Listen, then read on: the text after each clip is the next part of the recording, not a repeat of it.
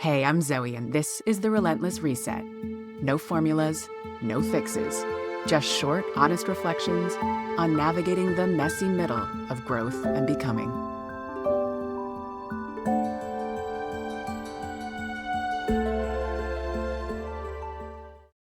Today, we're talking about performance. But let's begin with what likely came first: adaptability. Adaptability is the way you read the room and shift your tone. You dress for the part, make it look easy. It's the conscious use of tone, posture, energy. And it's a strategy to boost confidence, open doors. Adaptability isn't a problem, it's a strength. Sometimes it's how we get through hard things. Sometimes it's how we learn to succeed. And for many of us, it's how we learn to survive. But adaptability is at its core a self-protective strategy, a way to cope with that feeling that everything might fall apart if you don't get it just right. And when a self-protective strategy becomes your default setting, when it shifts from conscious to automatic, it starts to blur the line between how you cope and who you think you are.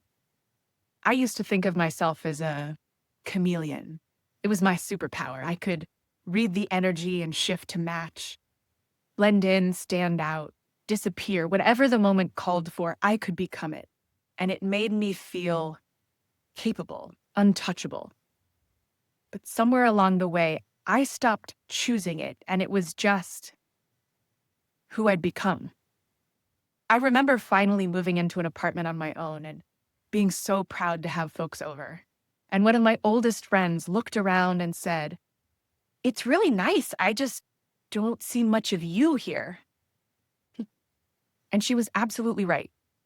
The apartment was well-planned, organized, pleasing to look at, all the right touches in all the right places, but absolutely no personality. You couldn't look at that apartment and get a sense of me without my presence. When adaptability becomes automatic, when it's no longer a choice, but a reflex, it stops being power and it simply becomes protection. You're no longer adapting, you're disappearing. And when you get more comfortable in the costume of your disguise than in your own skin, that's the moment adaptability becomes performance.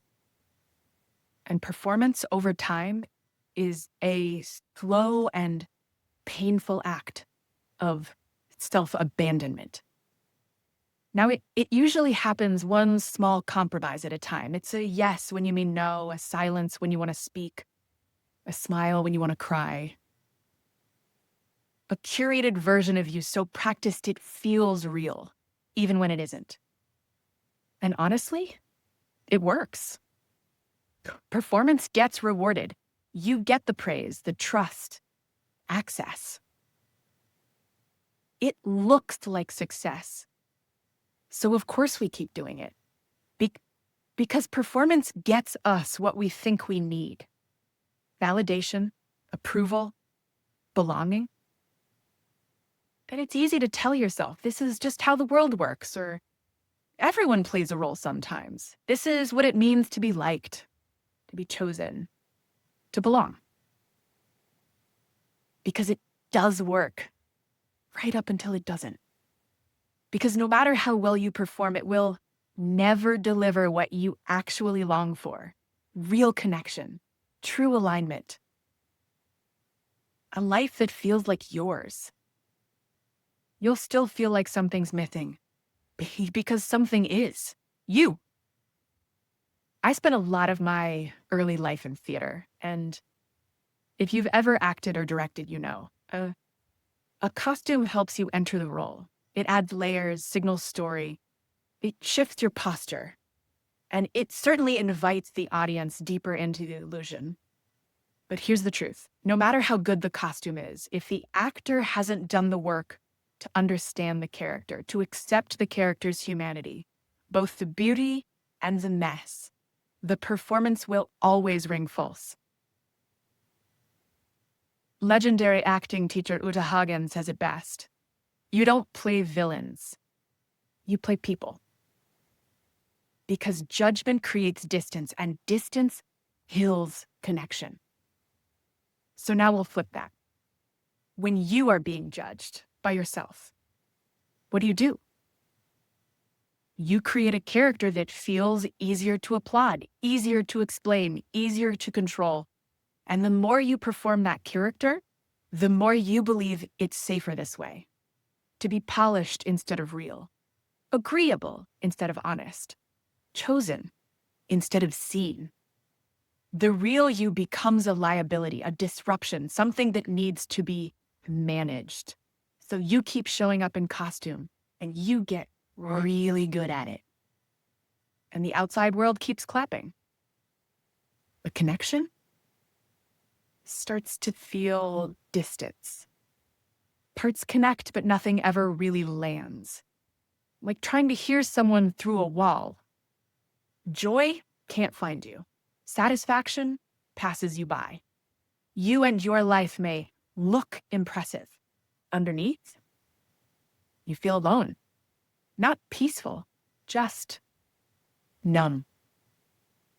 Because success built on performance, relationships built on performance, belonging built on performance will never really be yours. It will always feel fragile, conditional. It will ask for your presence, but reject your truth. Now, I want to pause here, because if any part of you is recognizing this pattern, I want to be crystal clear. This is not a character flaw. It's a strategy that worked right up until it didn't. Performance can get you success, the kind that's easy to measure, the job title, the reputation, the how does she do it all admiration. And that version of success thrives on image, and it rewards polish and control. But it doesn't require honesty, and it certainly doesn't require wholeness. Now, fulfillment, that's different. It isn't loud, it's not always visible, but it's the proof that you are pointed toward your true north, a sense of internal congruence, a quiet but unmistakable, this is mine. This joy is mine. This work is mine. This life is mine. It's feeling at home in your life, not because it looks impressive, but because it feels like you. So here's the reframe. Performance may get you success, but success without wholeness simply isn't sustainable. And belonging without truth isn't real. Only authenticity can bring you true fulfillment. You don't need to become somebody else in order to be worthy. You just need to become more of who you already are. That's the work ahead. This week, don't try to fix anything. Don't journal for 30 minutes. Don't make a checklist. Just pay attention to your body. Because when performance becomes automatic, you won't always catch it with your mind. You need a different kind of signal, and your body always keeps the score. So notice the moments when something tightens. Your jaw, your stomach, your chest. Maybe it's in a meeting. Maybe it's mid-text. Maybe it's while smiling and saying, that's fine. That tension, that's often the performance kicking in. That's your body trying to hold it all together.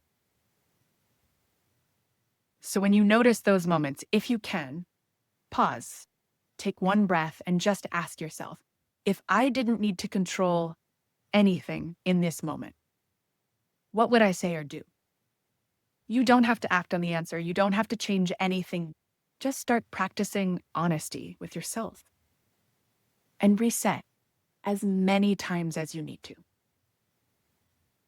Now, in the next episode, we'll talk about what happened after the performance ends. How do you rebuild a sense of identity when the role you've been playing no longer fits? What's left when the mask comes off? Because we're not here to just look impressive. We're here to feel whole. So I hope you'll join me.